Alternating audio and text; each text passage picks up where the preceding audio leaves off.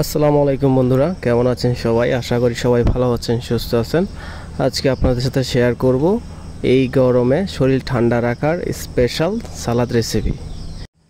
এই সালাদটি তৈরি করতে আমাদের যেই উপকরণগুলো লাগবে: শসা, টমেটো, পেঁয়াজ, কাঁচামরিচ, পাকা তেঁতুল, লবণ আর অল্প পরিমাণ চিনি। শুরুতে সব উপকরণ এক এক করে আমরা কেটে নিব।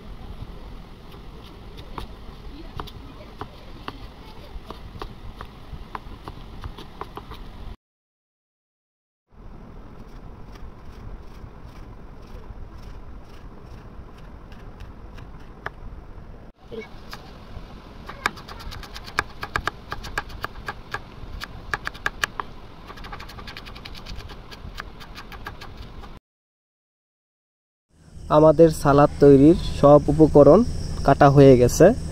এখন এগুলো একসাথে মাখানোর পালা। সালাদ মাখানোর জন্য আমরা একটা বল নিয়ে নিছি। এতে অল্প পরিমাণ চিনি, পাকা তেঁতুল, লবণ, কাঁচামরিচ, পেঁয়াজ দিয়ে ভালো করে মাখিয়ে নিতে হবে। আমাদের মাখানো হয়ে গেছে। এখন কেটে রাখা শসা, টমেটো দিয়ে দিব আর ভালো করে মাখিয়ে নিব। আমাদের তৈরি হয়ে গেল গরমে শরীর ঠান্ডা রাখার স্পেশাল সালাদ। রেসিপিটি ভালো লাগলে চ্যানেলটি সাবস্ক্রাইব করবেন, লাইক, কমেন্ট, শেয়ার করবেন।